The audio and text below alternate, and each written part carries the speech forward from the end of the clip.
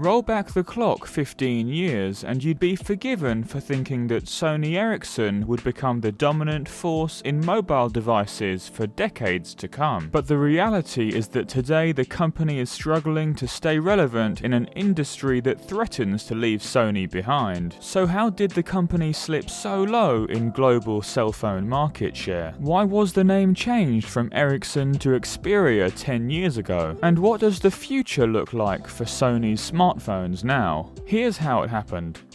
Aside from Ericsson's well-known partnership with Sony, the company was and remains a massive telecommunications firm in its own right. After founding his business nearly 150 years ago, Lars Magnus Ericsson distributed telephones around the Nordic countries as well as the UK and Russia. Even following the founder's death in 1926, Ericsson remained a major player in telecoms worldwide, helping develop and grow 2G and 3G technologies as society moved online. The firm became the third biggest cell phone manufacturer in the world by the turn of the millennium. But suddenly a fire at a Philips factory where its microchips were produced left its mobile division in limbo. That was until Sony stepped in, who had the infrastructure to build millions of phones but minimal presence in the handset market. Following several months of talks, the joint venture was announced in October 2001, and Sony Ericsson's 3,500-strong team would be responsible for the design and production of mobile phones going forward, with the goal of being the best-selling hardware brand within 5 years. Their strategy involved pushing the limits of their cell phones as multimedia devices, including a camera and backlit color screen, as seen on the T610 and later the K700. Also, as the original inventors of Bluetooth connectivity, the Ericsson half of the venture wanted to ensure that the technology was a prominent feature on all their devices. The C905 became the world's first mobile phone to boast a camera with a resolution over 8 megapixels in 2008, while Sony's reputation from the Walkman range also helped build a name for their devices as MP3 players. Things were looking up for Sony Ericsson, with a reported 9% share of global cell phone sales. So what happened to send their fortunes tumbling down? Well, just as the handsets reached their peak, they faced fresh competition from Apple's new iPhone, whose full touchscreen interface threatened to shake the smartphone market to the core. Sony couldn't offer anything close to the recent arrival, with its flagship business model, the M600i, bringing a touchscreen but no camera, as sales were overtaken by Korean rival LG, and profits in Q1 of 2008 nosedived by a huge 98%. In an effort to cut costs, Sony Ericsson moved some of their production processes to India and announced that over 3,000 jobs would need to be cut. For years, Sony had been reluctant to fully integrate phones from their joint venture with their other devices like the PlayStation or TVs and tablets. And so in October 2011, they decided to take the plunge and buy Ericsson out of their half of the division for a fee of around €1 billion. The subsidiary's name would be changed to Sony Mobile in the process, and its headquarters moved from Sweden to Japan to bring all of Sony's operations under one roof. Following the takeover, the Ericsson name was retired from future releases, and Xperia became synonymous with Sony handsets. Although touchscreen was quickly a standard feature, the Xperia ranges continued to struggle. Sony tried to offer high-end Android smartphones, but the truth was that luxury phone users opted for Apple products, and the demographic of Android users didn't have the same budget as their iPhone counterparts. Meanwhile, the firm struggled to negotiate lucrative deals with mobile carriers in the US, arguably the most important market in achieving mainstream success. And throw in the fact that the designs of their smartphones were bland, and their names confusing, with the XZ2, 10 Plus, and L4 seemingly named at random. The company currently has a market share of less than 1% worldwide, hardly an ideal figure, but remains the second biggest smartphone brand in Japan, only behind Apple. For all their success with Bravia TVs and the PlayStation, somehow Sony Mobile has failed to inspire the next generation of smartphone users. Let us know about your experience with Sony handsets, and why you think they've never taken off.